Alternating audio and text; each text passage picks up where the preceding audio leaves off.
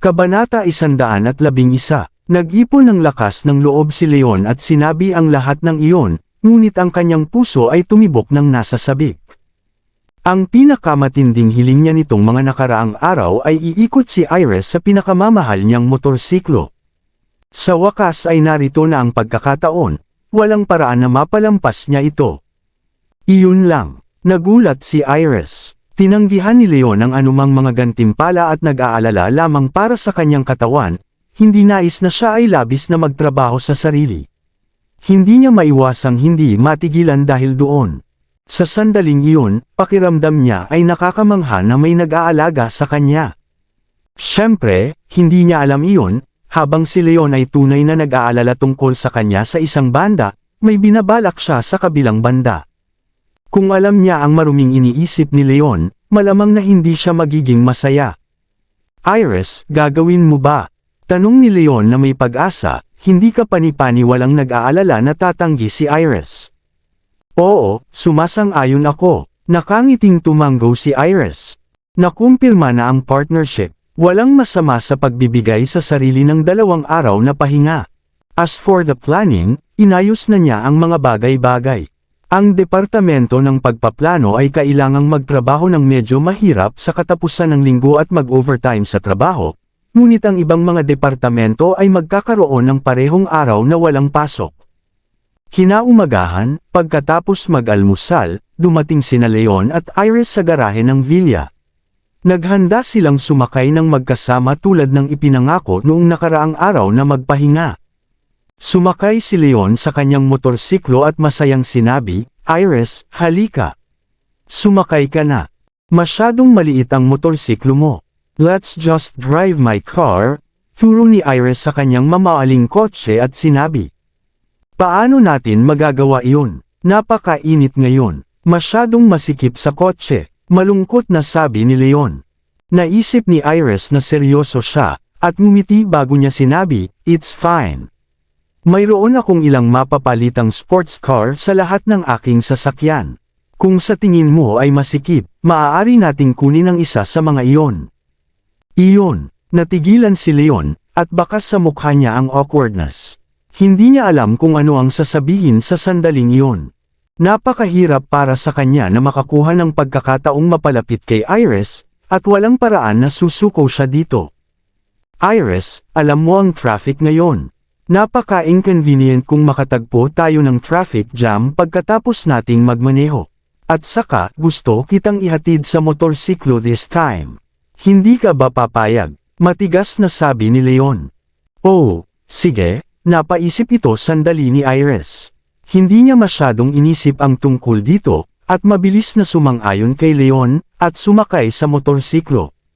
Si Leon ay hindi ka pani-paniwalang masaya habang sinimulan niya ang gas, na nakasakay sa motorsiklo. Sa isang pulang ilaw, nag-emergency brake si Leon at nahulog si Iris sa kanyang likuran. Naramdaman niya ang malambot nitong dibdib sa kanyang likuran. Napakalambot nito at napakasarap sa pakiramdam. Mas masarap ang pakiramdam kaysa sa inaakala niya. Tahimik na umungol si Leon, at nagsimulang kumulo ang kanyang dugo. Naranasan niya ito noon kay Lily, pero sa di malamang dahilan ay lubos na hindi naramdaman sa kay Lily, at sa kay Iris iba ang sa kanya.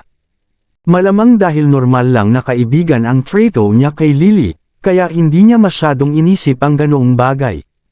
Gayunpaman, iba si Iris. Binigyan siya ni Iris ng pananabik at pananabik. Hindi lang ang katawan niya ang natuwa dito, maging ang kanyang espiritu ay sumigla. Sa totoo lang, alam ni Leon na posibleng medyo may gusto siya kay Iris, pero alam din niya na iba sila ni Iris ng mundo. Siya rin ay isang divorce na walang anumang kapansin-pansin sa kanyang sarili. Siya ay hindi karapat-dapat sa isang diyosa na kasing ganda at marangal katulad ni Iris.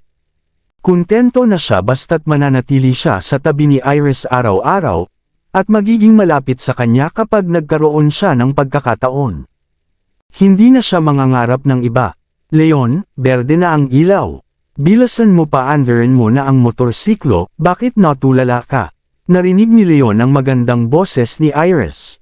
Agad na bumalik si Leon sa realidad at mabilis na binilisan. Sa una, walang napagtanto si Iris, Ngunit habang dumarami ito, mabilis niyang napagtanto na may mali. Namula bigla ang pisngi niya. Leon, sinasadya mo ba ito? Galit na sabi ni Iris. Oh, of course not. Namula rin ang mukha ni Leon, at may kung anong guilt sa kanyang puso. Aksidente yun kay Lily. Gayunpaman, mahirap sabihin pagdating kay Iris. Sinabihan siya ng kanyang puso na huwag gawin ito, ngunit iba ang kinikilos ng kanyang katawan. Patuloy nitong gustong paganahin ang preno sa bawat sandali. Hindi niya ito makontrol. No wonder you insisted on riding your bike, you had ill intentions. Kalahating pula ang mukha ni Iris habang pilit na kinurot ang malambot na bahagi ng baywang ni Leon. Sumirit si Leon sa sakit, ngunit medyo masaya siya. Iris, saan mo gustong magpahinga? I'll go with you. Nagmamadaling pinalitan ni Leon ang paksa. Okay lang ako kahit saan. Bakit hindi tayo manood ng sine? Hindi kaya date yun. Mangarap ka. Hindi ako pupunta. Inilibot ni Iris ang mga mata kay Leon. Medyo nadismaya si Leon nang sabihin niya, bakit hindi ako sumama sa iyo na mamili ng damit? I don't need any clothes, and what's the point of a man like you going to shopping with me? Maliban sa tulungan akong dalhin ang aking mga bag, hindi mo ako mabibigyan ng anumang mga opinyon. Medyo nadidismaya si Leon, saan mo gustong pumunta? Okay lang ako kahit saan. Hindi nakaimik si Leon. Nagdilim ang mukha niya habang bumantong hininga na pare-pareho ang mga babae sa puso niya. Maging si Iris ay walang kataliwasan. Pareho siya ni Ariel. Imposibleng hulaan kung ano ang iniisip nila. Pagkatapos noon, nagpa siya si Leon na ihinto ang pagtatanong kay Iris para sa kanyang opinyon. Sumakay siya sa motorsiklo at dinala si Iris sa labas. Ang Mist Cloud Mountain ay isang mataas na bundok na puno ng mayayabong na halaman. Isa rin itong sikat na tourist attraction sa Springfield City. Narinig ni Leon ang tungkol sa Mist Cloud Mountain dati, ngunit hindi siya pumunta doon. Dahil ito ay isang pambihirang pagkakataon, nagpa siyang umakyat sa bundok kasama si Iris upang makapagpahinga. Nang malapit na sila sa bundok, isang asul na Cadillac ang lumiko sa kanan, na biglang humarang sa motorsiklo ni Leon. Natigilan si Leon habang nagmamadaling ihinto ang motorsiklo, at halos bumangga na dito. Bumaba ang bintana, at isang binata na may makulay na buhok at mga hikaw sa kanyang tainga ang sumundot sa kanyang ulo. Tignan mo kung saan ka pupunta. Wala ka bang nakitang katabi mo? Galit na sigaw ni Leon. Nagmumotorsiklo ka lang, kaya tigilan mo na ang pag-arte na parang bagay ka. Kaya kung magmaneho sa gusto ko. Napatingin ang lalaki kay Leon nang may masamang tingin. Pagkatapos nun, tumingin siya kay Iris sa likod niya, bago siyang umiti. Pretty girl, are you planning to hiking up the mountain? Napakaganda mo, at ang ganda-ganda mo.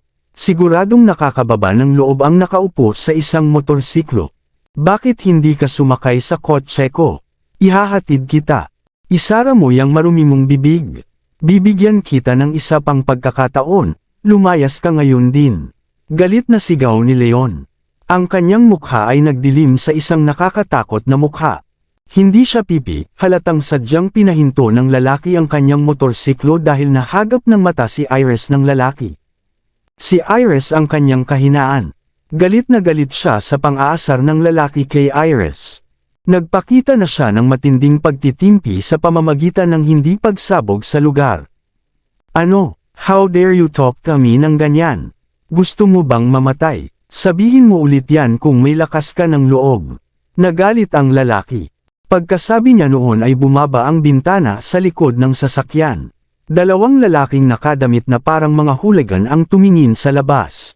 Umupo rin ang isa pang lalaki sa passenger seat sa harap. Sa kabuuan, 4 sa kanila ang marahas na tumitig kay Leon. Masasabi ko ulit kung gusto mo. I asked you to get loose. Kalmado si Leon at hindi man lang natatakot. Bago pa siya makatapos ay biglang hinila ni Iris ang braso niya at pinigilan siya. Leon, kalimutan mo na. Huwag mo na lang silang pansinin. Huwag nating hayaang masira ang magandang mood natin dahil sa kanila, umiling si Iris. Palagi siyang nagtatago ng kanyang hitsura saan man siya magpunta dahil napakaganda niya. Nasanay na siya. Isa pa, 4 sila. Isang tao lang si Leon. Kung sumiklab ang away, hindi magiging kalamangan si Leon. Ang swerte mo yata ngayon. Ngumisi si Leon. Napakahirap para sa kanya na magkaroon ng pagkakataon na mapag-isa kay Iris, at ayaw niyang masira ang kanyang kalooban ng ilang piraso ng basura. Kaya, pinaandar niya ang motorsiklo sa paligid ng kotse at nagtungo mismo sa pasukan ng Mist Cloud Mountain. Crap, siguradong marunong siyang tumakas ng mabilis. Galit na hinampas ng lalaking may hikaw ang manibela. Joe, sobra na ang lalaking ito. Tara na, sundan sila at humanap ng pagkakataon para turuan siya ng leksyon. Tama iyan. Hindi ko alam kung paano siya naging maswerte, pero ang babaeng kasama niya ay sobrang ganda. Wala pa akong nakitang babaeng kasing ganda niya. Kapag tinuruan natin siya ng leksyon, agawin natin ang babaeng iyon at bigyan siya ng gamot. Pagkatapos, magsaya tayo. Ang 3 pang lalaki ay may malamig na ngiti sa kanilang mga mukha. Sa pagbanggit ng kagandahan ni Iris, silang 3 ay hindi kapani-paniwalang nasa sabik. Lahat sila ay may mandaragit na tingin sa kanilang mga mata. Magandang ideya, yung tipong may motorsiklo lang, he's no one special. Kahit paglaruan natin ang babae niya, wala siyang magagawa sa atin.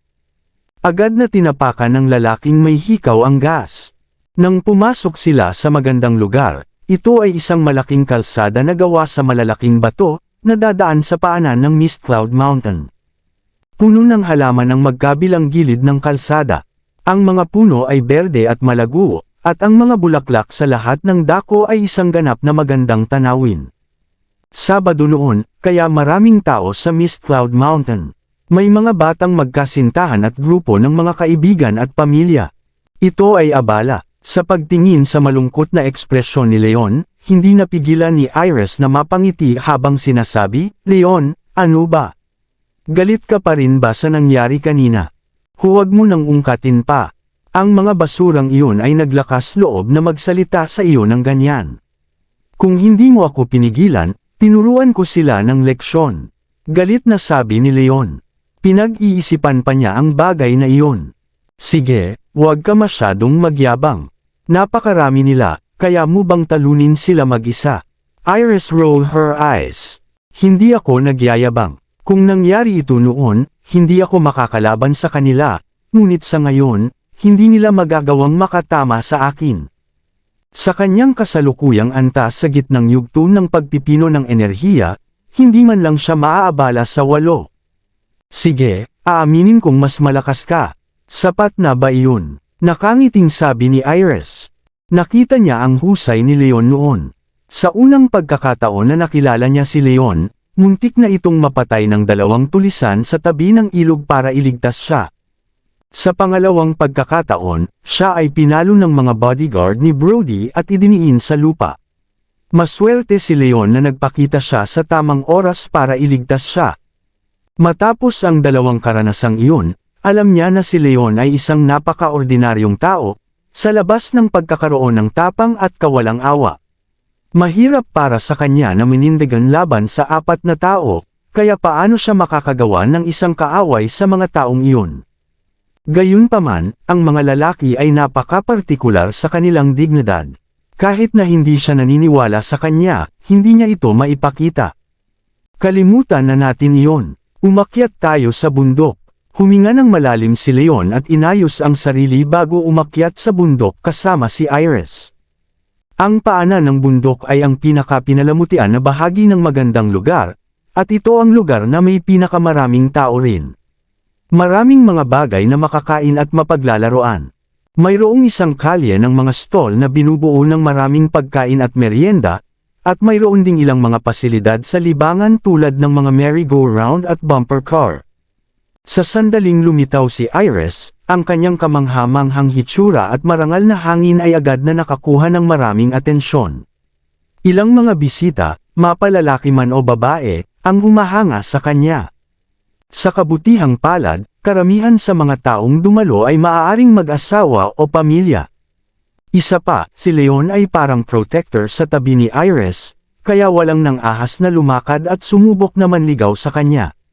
Sa totoo lang, sanay na si Iris na mag-isa mula pa noong bata pa siya. Medyo natigilan siya sa dami ng tao dito. Kaya lang, hindi niya talaga gusto ang mag-isa, kaya umaasa siyang magagawa niyang sumanib sa karamihan. Kasama si Leon, naglakad-lakad silang dalawa kung saan-saan, bumili ng mga accessories at souvenir.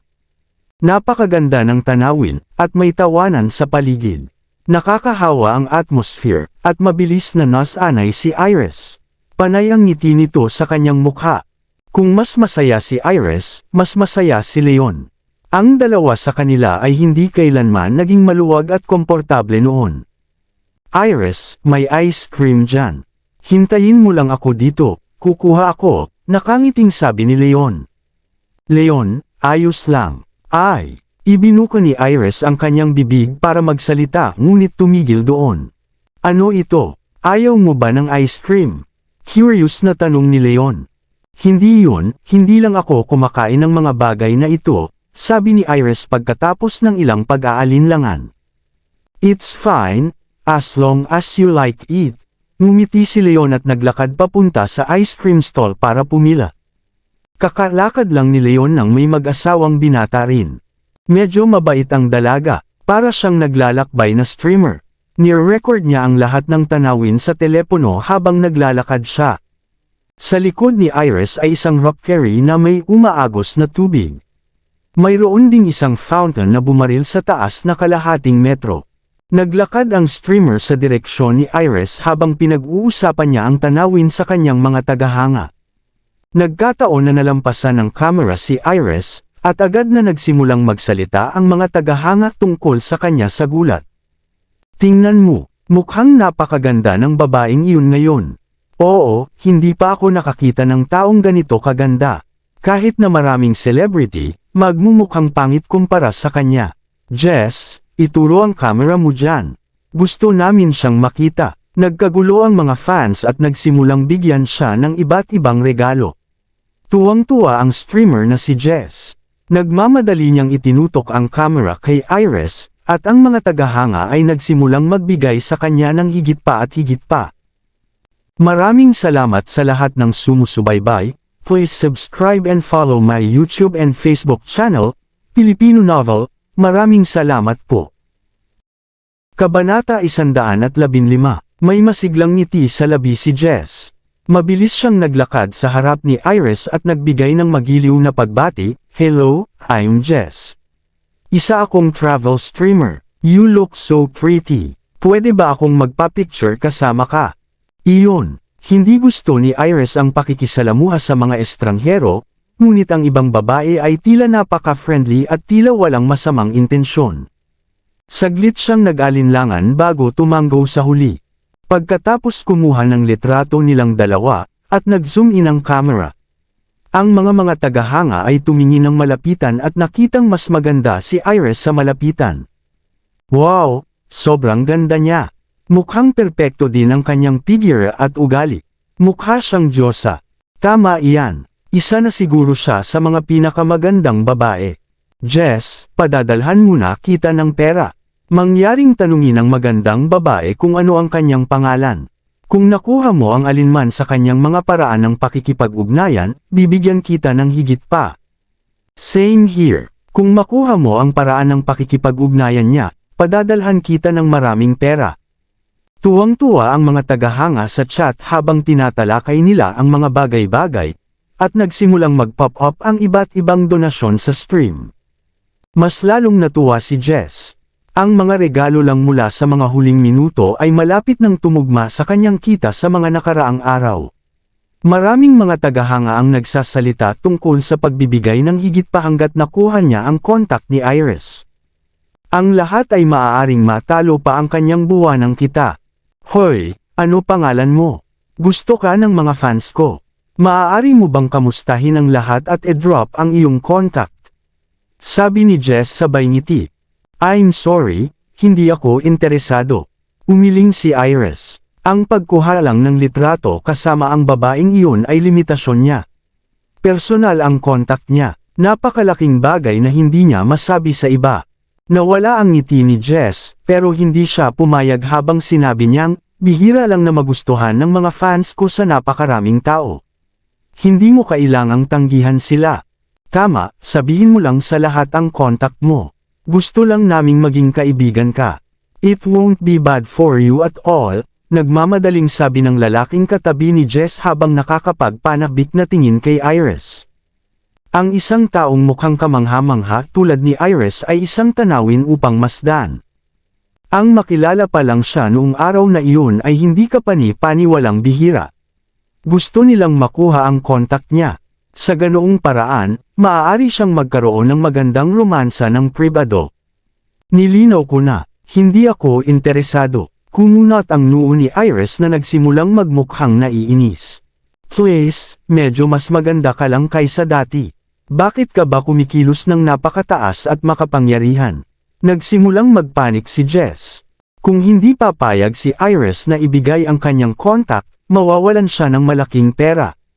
Medyo nagalit siya. Walang puwang para sa negosasyon. Nanlamig ang mukha ni Iris nang tumayo siya para umalis, ayaw na niyang harapin pa sila. Hoy, huwag kang magmadaling umalis. We can talk about this. Hindi pumayag si Jess at ang lalaki. Kakabili lang ni Leon ng ice cream ng mga sandaling iyon. Nakita niya ang isang kabataang magkasuntahan na nanggugulo kay Iris, na nagudyok sa kanyang galit nang sumugod siya sa likuran niya. Sino kayong dalawa? Anong gusto niyo? Umalis kayo, galit na sabi ni Leon. Siya ay pagtiningnan ay hindi kapani-paniwalang kahanga-hanga. Parang anumang oras ay magsisimula na siyang makipag-away. Ang dalawa ay natigilan sa kanya. Napaatras ng ilang hakbang ang dalawa. Sir, huwag po kayong magkamali. Hinihingi lang namin ang kontak niya. Hindi namin sinubukang gumawa ng iba pa. Ang lalaki ay may apologetic na ngiti. Tama, wala kaming sinusubukang gawin sa kanya. Bakit ang songgit mo? Malamig lang na sumangot ang isang lalaki, at halatang hindi natatakot. Kahit na mas matangkad si Leon sa lalaki, medyo payat si Leon. Siya ay hindi maganda ang hitsura ng lalaki sa lahat. Kung gustong lumaban ni Leon, hindi niya magagawang talunin ang lalaki. Kaya, wala siyang dapat ikatakot.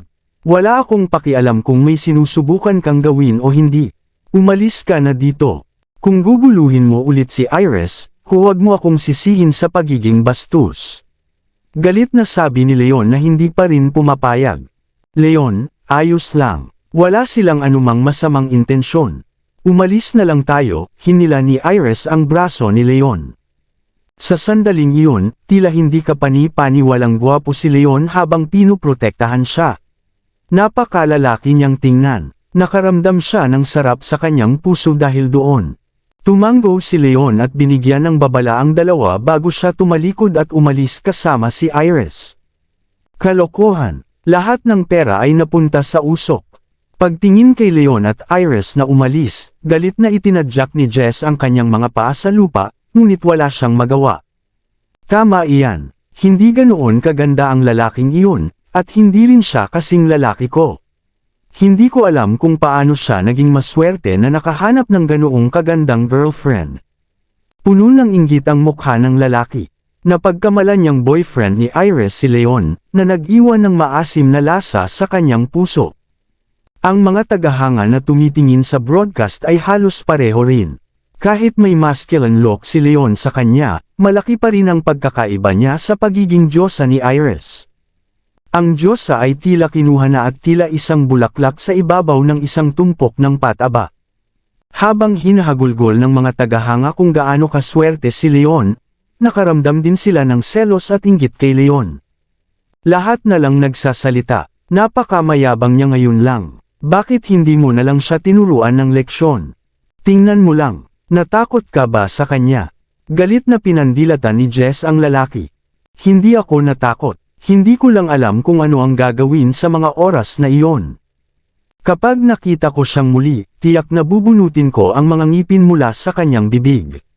Namula ang mukha ng lalaki nang mapagtantong tiyak na nabigla siya sa aura ni Leon noon. Kasabay nito, hindi niya maiwasang makaramdam ng hiya at galit. Sinabi pa niya sa kanyang sarili sa kanyang puso na tiyak na makakahanap siya ng isang pagpapakita sa babaeng iyon kung gaano siya kalakas at kalalaki. Nang umalis sila sa mas masikip na mga lugar ng bundok, sina Leona at Iris ay umakyat sa hagdan. Iris, medyo mainit ngayon. Kumain ka ng ice cream para magpalamig. Ibinigay ni Leon ang isa sa 2 ice cream na kanyang binili. Tinanggap naman ito ni Iris at matikas na kumagad. Anong lasa? May maganda ba? Umaasang tanong ni Leon na tila batang naghihintay ng kanyang gantimpala. Oo, hindi masyadong matamis. It's vanilla flavored, which I like. Isang mahinang ngiti ang pinakawala ni Iris. Basta gusto mo, tuwang-tuwa si Leon. Para bang handa siyang gawin ang lahat basta makakuha lang siya ng pag-aproba ni Iris. Pwede bang tumigil ka na sa pagiging madrama? Hindi napigilan ni Iris na matawa, at natuwa sa ekspresyon ni Leon. Palagi siyang malamig sa pagiging seryoso sa kumpanya, na kumikilos bilang sikat na frosty president ng mundo ng negosyo ng Springfield City. Sa hindi malamang dahilan, simula nang makilala niya si Leon, lalo siyang napapangiti. Marahil ay ang maaraw na disposisyon ni Leon na unti-unting nagpapakalma sa kalungkutan sa kanyang puso. Posible rin na dahil sa pagtrato niya kay Leon bilang isang mabuting kaibigan tulad ng pakikitungo niya kay Ariel. Sa harap ni Leon, maaari niyang iwanan ang kanyang pagkilos, at mamuhay ng malaya at tapat. Ang paglalakad ay isang bagay na hindi kapani-paniwalang nakakapagod. Sa katotohanan, karamihan sa mga turista ay nagtipon sa paanan ng bundok. Hindi marami sa kanila ang gustong umakyat. Mayroong ilang mga magkasintahan at ilang mga young adult sa mga grupo. May mga hindi kapani-paniwalang ilang mga figures sa hagdan. Ito ay mas tahimik kaysa sa paanan ng bundok. Sina Leon at Iris ay umakyat sa bundok, at nagtatawanan habang nag-uusap. Hindi nila napansin ang 4 na figure na palihim na sumusunod sa kanilang likuran. Sa gitna ng bundok, may isang open field. May ilang pavilion na itinayo doon para makapagpahinga ang mga tourist at humanga sa tanawin. Iyon ang hangganan ng karamihan sa mga hiker. Ang daan paakyat ay hindi kapani-paniwalang matarik, at hindi madaling umakyat ang mga ordinaryong tao. Karamihan sa mga turista ay titigil doon, na nakaupo sa mga pavilion upang tingnan ang tanawin. Maaari silang magkaroon ng isang kumpletong view ng ilalim ng bundok. Iris, tutuloy pa ba tayo? Tanong ni Leon. Oo, ituloy na natin. Narinig ko na ang mga ulap at ang ambon ay gumagawa ng isang kamangha-manghang tanawin sa tuktok ng mountain. I want to see what it's like, sabi ni Iris pagkatapos ng ilang pag-aalinlangan. Ang pinagmula ng pangalang Mist Cloud Mountain ay nagmula sa mga nakamamanghang tanawin sa tuktok ng bundok. Ito ay isang hindi kapani-paniwalang bihira at magandang tanawin. Kaya lang masyadong matarik ang daan papunta sa taas. Hindi lang mahirap mag-hike up, pero marami rin ang mga galit. Kadalasan, pinaghihigpitan ng magandang lugar ang sinuman na umakyat sa tuktok. Ang daanan ay binuksan lamang sa pagtatapos ng taon kung saan maraming turista. Mangungupahan sana sila ng mga profesional na gabay upang ilabas ang mga turista pagkatapos gawin ang lahat ng kinakailangang pag-iingat. Narinig ni Iris ang tungkol sa tuktok ng bundok noon, ngunit hindi niya alam na iyon lamang ay bukas sa katapusan ng taon. Kung hindi, walang paraan na gagawin niya ang mungkahi na iyon. Kahit si Iris ay walang alam tungkol dito, kaya walang paraan si Leon. Dahil gusto mong tumingin doon, pagkatapos ay magpatuloy tayo, nakangiting sabi ni Leon. Hindi nagpahinga kahit isang sandali ang dalawa. Nagpatuloy sila sa pag-akyat sa hagdan, hindi napansin ang isang karatula na nagsasabing walang pasukan sa likod ng isa sa mga pavilion. Ilang sandali pa ay nagpatuloy ang dalawa bago sila makarinig ng mga yabag sa likuran nila. Sa sandaling iyon, walang ibang bisita sa paligid nila. Sa wakas ay napansin nilang dalawa na may makikita sa paligid. Nakita nila ang 4 na binata na sumusunod sa kanila na may malamig na ngiti sa mga labi. Ang 4 na binata ay hindi basta-basta kundi ang grupo sa labas ng magandang lugar na nakabangga na nila. Sila na naman. Nagulat si Iris, at agad naman silang nakilala. Nagulat din si Leon. Matapos ang pag-iisip nito ay agad niyang nalaman na malamang sinundan silang dalawa. Brat, hindi mo inaasahan na magkikita tayong muli ng ganoon kaga. Ngumisi ang lalaking nakahikaw habang binaril si Leon ng tingin. Sa totoo lang, nakita na nila sina Leon at Iris sa paanan ng bundok. Kaya lang, sobrang dami ng mga tao doon. Dahil ang swerte nila, pinili ni na Leon at Iris na pumunta sa tuktok, kung saan walang ibang bisita. Ito ay hindi maganda. Leon, takbo na tayo. Nadurog ang puso ni Iris. Alam niyang walang magandang intensyon ng grupo. Dali-dali niyang hinila ang braso ni Leon at tumakbo papunta sa taas. Gayunpaman, siya ay nasa sobrang takot. Nadulas ang paa niya sa baitang, at sumuray-suray siya bago siya bumagsak patungo sa hagdang bato. Iris, mag-ingat ka, nagulat si Leon. Sa kabutihang palad, mabilis siyang lumapit at hinawakan ang malambot at maislan na baywang ni Iris, hinila siya sa kanyang mga bisig. Masakit, sigaw ni Iris sa sakit. Napiligpit ng slip ang kanyang bukong-bukong, at isang nakakatusok na sakit ang bumaril mula sa kanyang paa. Sobrang sakit na halos lumuha na siya. Iris, okay ka lang? Saan ka nasaktan? Nagbago ang ekspresyon ng mukha ni Leon habang nagmamadaling hinawakan si Iris mula sa kanyang mga braso at nag-aalalang tinitingnan ang kalagayan ni Iris. I think I sprained my ankle. Namutla ang mukha ni Iris. Kinagat niya ang labi para makayanan ang sakit. Kasuklam-suklam. Galit na galit si Leon. Bigla siyang napatingin sa apat na lalaki. Kung hindi nagulantang si Iris sa kanila, hindi siya ma-spray ng ankle. Ito ay kasing simple noon. Hindi mahalaga kung pinlano nila ito o hindi, walang paraan na madali niya silang pakawalan. Gayunpaman, hindi ito ang oras para bayaran niya ang kanilang mga utang. Para hindi na muling masaktan si Iris, dali-dali niyang binuhat si Iris na parang isang prinsesa. Pagkatapos noon, tumalon siya sa hagdan nang sumigaw si Iris sa gulat. Tumakbo siya patungo sa maliit na kagubatan sa daanan. Sinusubukan mong tumakbo, hindi ito magiging ganoon kadali. Ngumisi ang lalaking may hikaw habang tinatawag ang kanyang mga tauhan para humabol. Ang magkabilang gilid ng landas na bato ay napapaligiran ng mga makakapal na puno, na bumubuo ng maliliit na kagubatan. Kahit matarik ang lupa, maraming bakanteng lupa sa likod ng mga puno. Marami rin ang malalambot na damo doon. Kung ikukumpara, ito ay mas ligtas kaysa sa mga hubad na hakbang na bato. Nang marating niya ang isang bakanteng lugar, maingat na ibinaba ni Leon si Iris, na nag-aalalang gagawin niyang masaktan siya. Sa sandaling iyon, naabutan na sila ng apat na lalaki. Pinalibutan nila sina Leon at Iris. Brat, hindi ka ba magaling sa pagtakbo? Tingnan natin kung saan ka makakatakbo ngayon. Tawa ng tawa ang lalaking nakahikaw habang natutuwang nakatingin kay Leon. Parang pusa na pinaglaruan ng daga. Bago pa makasagot si Leon, sumigaw si Iris, ano ang ginagawa mo? Anong ginagawa namin? Ano sa tingin mo? Ang taong ito ay bastos sa amin sa labas, kaya nagpaplano kaming turuan siya ng leksyon ngayon.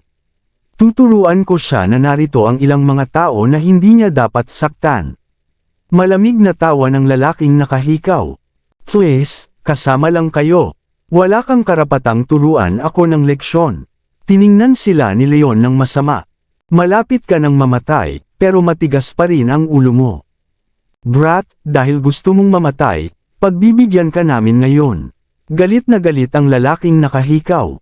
Hawakan mo, binabalaan kita. Ito ay isang legal na lipunan. Kung maglakas loob kang humila ng kahit ano, tatawag ako ng mga pulis. Inilabas ni Iris ang phone niya at sinigawan sila ng may matigas na ekspresyon. Haha, lahat sila ay natuwa sa sinabi ni Iris. Lahat sila ay nagsimulang tumawa ng malakas. Girl, nagbibiro ka ba? Nasa bundok tayo. Sa tingin mo ba may signal ang phone mo? At saka, hindi kami tanga dito. Kahit na may signal ka sa iyong telepono, sa tingin mo ba ay bibigyan ka namin ng pagkakataong tumawag sa mga pulis? Mapanuksong sabi ng lalaking nakahikaw. Iris lowered her head and looked at her phone. Malinaw na sinabi nito na walang internet o signal. Natigilan siya ng husto dahil doon. Akala niya ay magagamit niya ang pulis para bantaan ang kabilang panig, ngunit hindi niya inasahan na wala talagang access sa internet o signal. Paano siya tatawag ng pulis?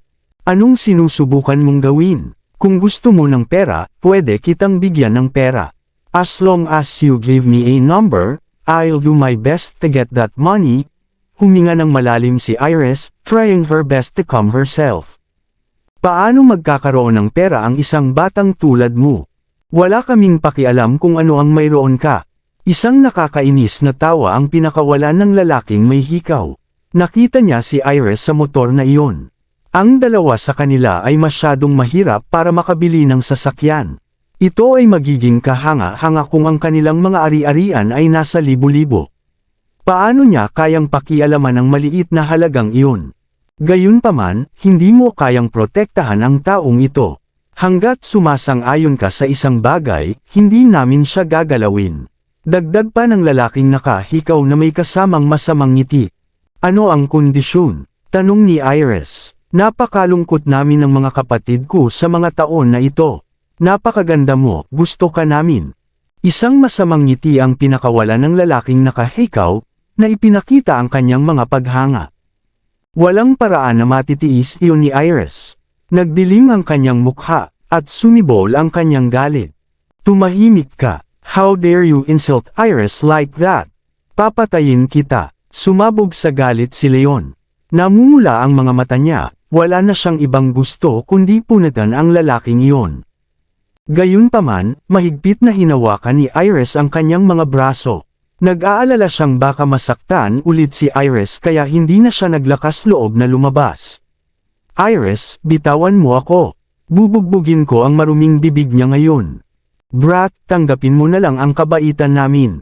Kung sawa ka ng mabuhay, wala kaming balak na patayin ka dito. Siyempre, huwag mong isipin na hindi kami maglalakas loob na patayin ka.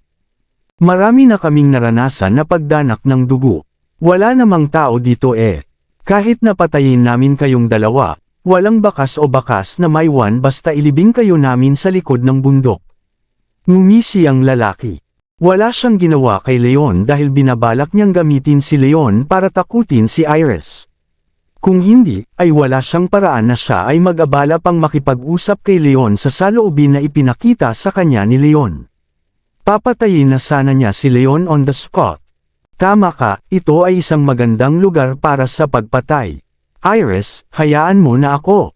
Nagsalita si Leon na may intensyong pumatay. First time niyang magalit ng totoo sa buhay niya. Lahat sila ay kailangang mamatay.